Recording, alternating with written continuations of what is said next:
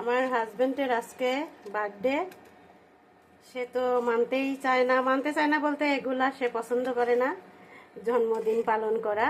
তারপরেও আমরা ছাড়ি না, খুব জেদ করি। তো গুড়ের পায়েস বানাচ্ছি, তাকে একটু হলেও মুখ মিষ্টি করাবো। এমনিতেই তো রাগী মানুষ, তো রাগটা যদি একটু কম হয় এজন্য মুখ মিষ্টি করাচ্ছি শুভ জন্মদিনে। তা আমি এই যে গুড়ের পায়েসটা উঠিয়ে দিয়েছি, সে জানেও না।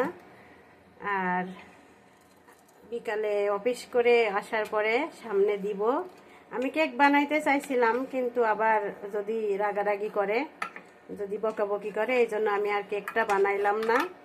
তো শুধু পায়েস ঘরে।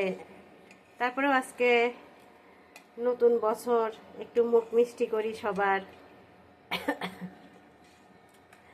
তো সবাই প্রথম দিনে কে কেমন কাটাচ্ছেন, কার কেমন অবস্থা জানাবেন।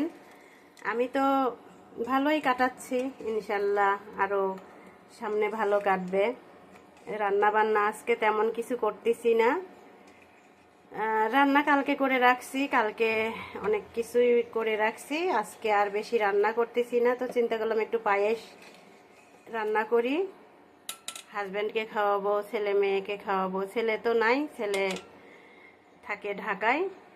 ছেলে আসলে ছেলেকেও করে খাওয়াবো। এখন ছেলে গরমের ভিতরে আসলে গুড়ের পায়েসটা তো মিস করবে। ও থাকতেই করতে চাইছিলাম, কিন্তু সময় কভার করতে পারি নাই, ওর ছুটি শেষ হয়ে গেছে, ও চলে গেছে। এই জন্য দেখি ও যদি আসে শীতের ভিতরে, তাহলে আবার ওকে গুড়ের পায়েস করে খাওয়াবো। আর আমি আগে এতটা পায়েস, পিঠা, অনেক কিছুই বানাইতে পারতাম না। এখন তারপরেও একটু পারি, তারপরে একটু না, এখন মোটামুটি সব পারি।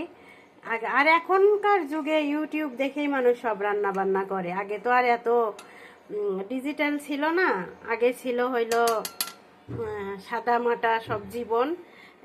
নানি দাদিদের কাছ থেকে যতটুকু শেখা হইতো সেইটুকুই। তো আমি তো জন্মের আগে আমার নানিকে হারাইছি, নানা নানি কাউকে পাইনি, দাদা দাদি কাউকে পাইনি, বাবাকেও পাইনি।